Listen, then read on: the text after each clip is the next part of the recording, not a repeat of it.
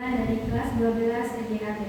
Saya akan bercerita tentang cahaya di atas bukit Gora.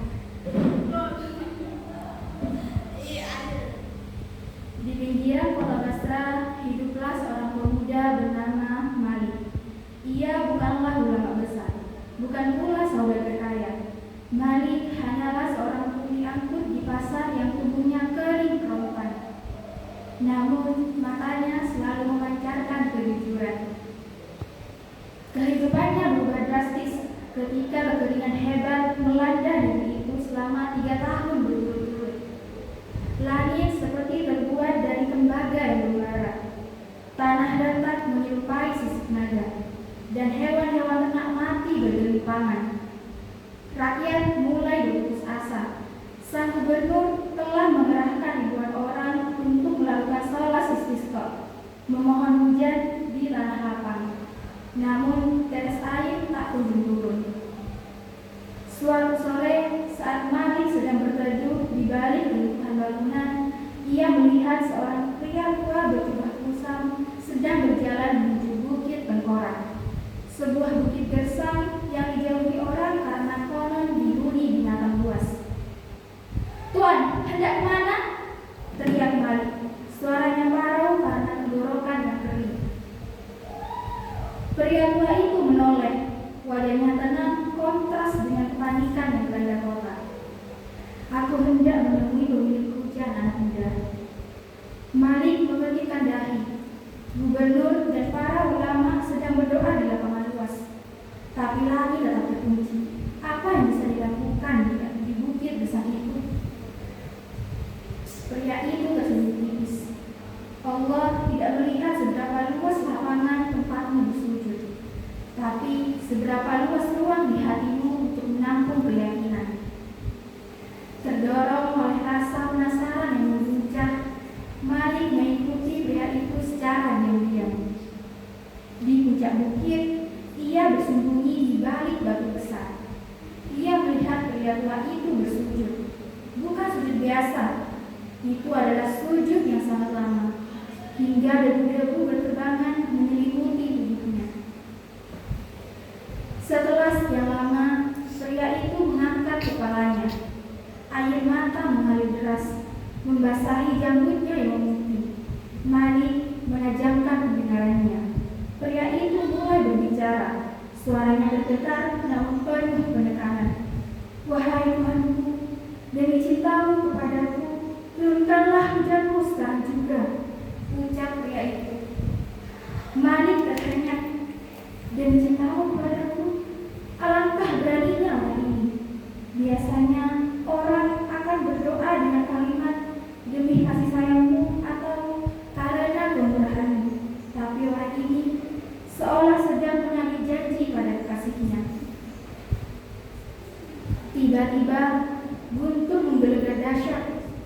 Langit yang tadinya bersih tanpa awan mendadak berubah menjadi gelap pekat dalam hitungan detik. Angin kencang bertiup, membawa aroma tanah basah yang sudah lama dihembuskan. "Ya Allah!" teriak Malik spontan. Hujan tumpah seperti air terjun yang dicurahkan dari langit. Begitu deras, begitu mendadak. Pria tua itu berdiri, merentangkan tangan dan tertawa dalam tangisnya. Ia tidak mempedulikan pakaiannya yang sudah basah kuyup. Saat pria itu hendak turun, ia berpapasan dengan Malik yang masih terpaku. "Kau melihatnya, nak?" tanya pria itu. "Tuan, siapa Anda sebenarnya?" Suara Malik gemetar. "Bagaimana Anda berani berkata demi cintamu kepadaku kepada Sang Pencipta? Bukankah itu lebih lancang?" Pria tua itu memandang tingkah Malik. Tatapannya dalam. "Anak muda, jika kau menghabiskan seluruh hidupmu hanya untuk mencintainya, maka pada suatu titik kau akan menyadari bahwa dialah yang lebih dulu mencintaimu. Aku hanya mengingatkannya akan janji yang ia tanam di hatiku." Esoknya, pria itu menghilang di balik kabut hujan sebelum Malik sempat menanyakan namanya. Seluruh kota bersukacita. Namun bagi Malik, pertemuan ini adalah awal dari pencarian spiritualnya. Ia ingin menjadi seperti dia itu, seseorang yang doanya langsung menembus langit. Namun ujian datang melanda.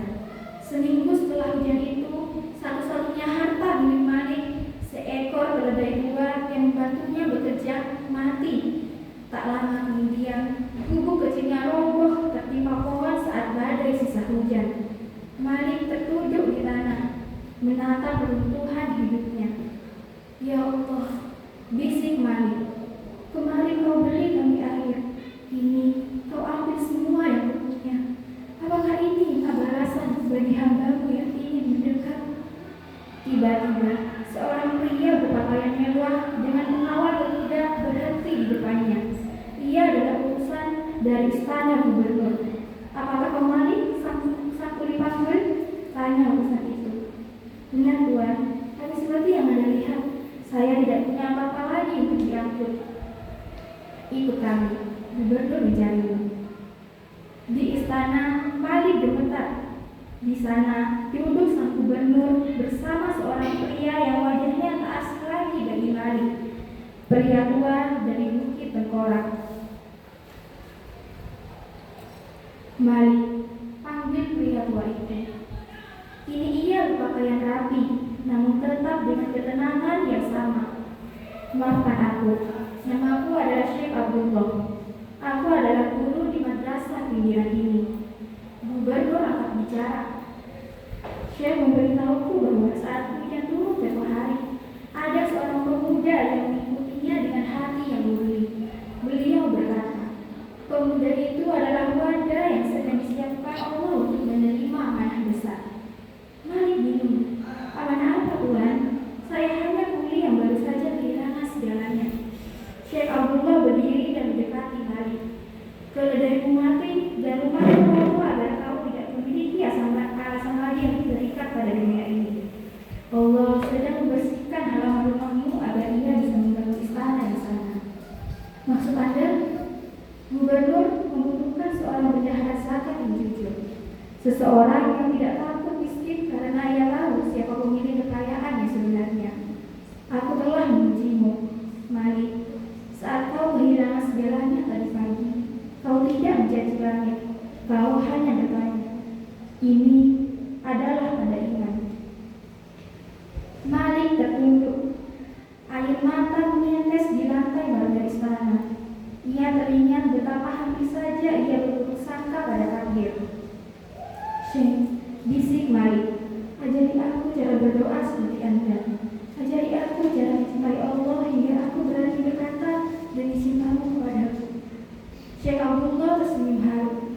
Mulailah dengan mencintai hamba-hambanya. Jabatan bendahara ini bukan hadiah Malik. Ini adalah jalan panjang menuju sujud yang kau lihat di bukit tengkorak itu. Apakah kau siap? Malik menarik nafas panjang. Ia melihat keluar jendela. Langit masih mendung, menyisakan minyak hujan yang membawa berkah. Ia menyadari bahwa setiap kesulitan adalah undangan dari Allah untuk datang lebih dekat. Bismillah, jawab Malik tegas. Saya siap. Sejak hari itu, Malik dikenal sebagai pejabat paling zuhud di Basrah. Ia membuktikan bahwa doa yang menjabarkan langit tidak lahir dari kefasnya lidah, melainkan dari ketulusan hati yang telah hancur dari dunia, namun utuh di hadapan Tuhannya. Dari cerita inilah tercipta sebuah pesan moral bahwa ikhlas dari beribadah, husnuzon atau berprasangka baik, dan kejujuran adalah hubungan antara hamba dan pencipta bisa mencapai tingkat kecintaan yang luar biasa jika didasari keikhlasan. Terkadang Allah mengambil sesuatu dari kita hanya untuk memberi ruang bagi sesuatu yang lebih besar.